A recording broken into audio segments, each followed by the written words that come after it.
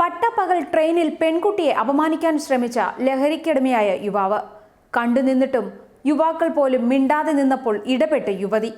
തനിക്ക് നേരെ തിരിഞ്ഞ് മുണ്ടിൽ പിടിച്ചപ്പോൾ ചവിട്ടി വീഴ്ത്തി.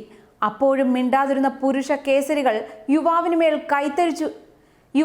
കൈത്തരിപ്പ് തീർത്തത് പ്രായമുള്ള ഒരാൾ യുവാവിനെ ഇടിച്ചു വീഴ്ത്തിയപ്പോൾ. കേരള എക്സ്പ്രസിലെ ദുരനുഭവം വിവരിച്ച് യുവതിയുടെ ഫേസ്ബുക്ക് പോസ്റ്റ് വൈറലാകുന്നു. ട്രെയിൻ യാത്രയ്ക്കിടെ ഗോവിന്ദസ്വാമി എന്ന ക്രൂരൻ ബലാത്സംഗം ചെയ്ത് കൊലപ്പെടുത്തിയ സൗമ്യ മലയാളികളുടെ മനസ്സിലെ വിങ്ങലായി അവശേഷിക്കുകയാണ്. സ്ത്രീ സുരക്ഷയെക്കുറിച്ച് വലിയ ചോദ്യങ്ങൾ ഉയരുന്നതിനിടെയാണ് പട്ടാപ്പകൽ പൊതു ഇടങ്ങളിൽ പോലും നമ്മുടെ പെൺകുട്ടികളും സ്ത്രീകളും സുരക്ഷിതരല്ല എന്ന് തെളിയിക്കുന്ന സംഭവം ഇപ്പോൾ പുറത്തുവരുന്നത്. ആലീസ് ചീവേൽ എന്ന യുവതിയാണ് കേരള എക്സ്പ്രസിൽ തനിക്ക് നേരിട്ട ഒരു ദുരനുഭവത്തെക്കുറിച്ച് പറയുന്നത്. ലഹരിക്കടിമയായ ഒരു യുവാവ് യാത്രക്കാരിയായ ഒരു പെൺകുട്ടിയെ ശല്യം ചെയ്തു എന്നും അത് ചോദിക്കാൻ ഒരു പുരുഷ കേസരികളും തയ്യാറാകാതെ വന്നപ്പോൾ താൻ തന്നെ ചോദ്യം ചെയ്തെന്നും യുവതി ഫേസ്ബുക്ക് പോസ്റ്റിൽ പറയുന്നു. പ്രശ്നത്തിൽ ഇടപെട്ടപ്പോൾ മുണ്ടിൽ കടന്നു പിടിക്കാൻ യുവാവ് ശ്രമിച്ചു എന്നും ഉടൻ അവനെ ചവിട്ടി വീഴ്ത്തിയെന്നും യുവതി പറയുന്നു.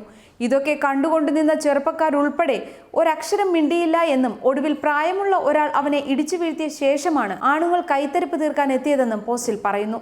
ആലീസിന്റെ ഫേസ്ബുക്ക് പോസ്റ്റ് ഇങ്ങനെ: ഇന്ന് നമ്മുടെ നാട്ടിലെ ആണുങ്ങളോട് വെറുപ്പും പുച്ഛവും ഏറ്റവും അധികം തോന്നിയ ദിവസമാണ്. എല്ലാവരും ഇങ്ങനെ ആവില്ല എന്ന് തന്നെ വിശ്വസിക്കാനാണ് ഇപ്പോഴും ആഗ്രഹിക്കുന്നത്.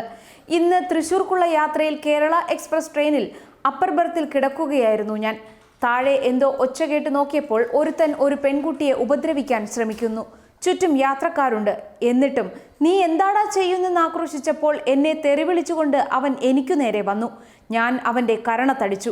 അവൻ ബർത്തിൽ നിന്നും എന്നെ വലിച്ചു താഴെയിടാൻ ശ്രമിച്ചു. അപ്പോഴേക്കും അവൻ്റെ കരണത്ത് ഞാൻ വീണ്ടും ഒന്നുകൂടി കൊടുത്തു. അവൻ എൻ്റെ മുണ്ട് വലിച്ചഴിക്കാൻ ശ്രമിച്ചു. അവൻ്റെ നെഞ്ചത്ത് ആഞ്ഞൊരു ചവിട്ട് കൊടുത്തു. അവൻ അടിതെറ്റി വീഴുന്നതിനിടയിൽ അരികിലിരുന്ന മറ്റൊരു സ്ത്രീയുടെ ദേഹത്ത് അവൻ്റെ ചവിട്ടുകൊണ്ടു. ഈ ബഹളമെല്ലാം കണ്ടുകൊണ്ട് 3-4 പെൺകുട്ടികൾ ഭയന്നുകൊണ്ട് കമ്പാർട്ട്മെന്റിൽ ഉണ്ടായിരുന്നതും ഓടിക്കൂടിയതുമായ 19 ആണുങ്ങളും ചെറുപ്പക്കാരടക്കം അന്തം വിട്ട് നിഷ്ക്രിയരായി നിൽക്കുന്നു. ആരോ ഓടി TTRനെ വിളിച്ചു കൊണ്ടുവന്നു. ആ ഉദ്യോഗസ്ഥനെയും അവൻ തല്ലാൻ ശ്രമിച്ചു. പൂരത്തെറിയും. അവൻ ലഹരിക്കടിമയായിരുന്നു. ഏതാണ്ട് 1 മണിക്കൂറോളം ഭീകര ബഹളമായി. എന്നിട്ടും ഒരു പോലീസും അവിടെ എത്തിയില്ല. അതായത് നമ്മുടെ ട്രെയിനിലുള്ള സുരക്ഷ ഇത്രയൊക്കെയാണ് എന്ന്. അപ്പോൾ എവിടെ നിന്നോ ഓടി വന്ന ഒരു പ്രായമുള്ള ആൾ അവനെ അടിച്ചു വീഴ്ത്തി. അവൻ വീണു കഴിഞ്ഞപ്പോൾ മറ്റ് ആണുങ്ങൾ അവരുടെ വീരസ്യം പറഞ്ഞു തീർത്തു. പുച്ഛമാണ് തോന്നിയത്. പട്ടാപ്പകൽ ആൾക്കൂട്ടത്തിൽ പോലും ഏത് ക്രിമിനലിന് പോലും എന്തും ചെയ്യാൻ ധൈര്യപ്പെടും വിധം അത്രമാത്രം ഭീരുക്കളും നിഷ്ക്രിയരുമാണ് നമ്മുടെ ആണുങ്ങൾ.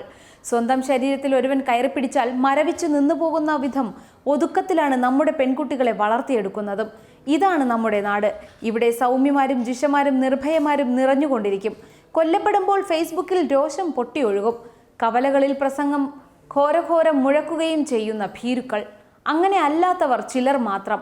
ഇവിടെയും ഒരു കൊലപാതകം നടക്കുമായിരുന്നു. അവനെ ഒതുക്കാൻ കഴിഞ്ഞില്ലെങ്കിൽ ഞാൻ കൊല്ലപ്പെടുകയോ അവനെ കൊല്ലുകയോ ചെയ്യേണ്ടി വന്നേനെ. അതല്ലെങ്കിൽ മറ്റൊരു പെൺകുട്ടി. തൃശ്ശൂരെത്തിയപ്പോൾ പോലീസ് എത്തി. അവനെതിരെ ഞാൻ മൊഴി കൊടുത്തു. സാക്ഷികളായി മറ്റു പെൺകുട്ടികളും വന്നു. 341, 323, 294, 354 എന്നീ വകുപ്പുകൾ ചാർത്തി കേസ് രജിസ്റ്റർ ചെയ്തു. അയാളെ ലോക്കപ്പിലുമാക്കി.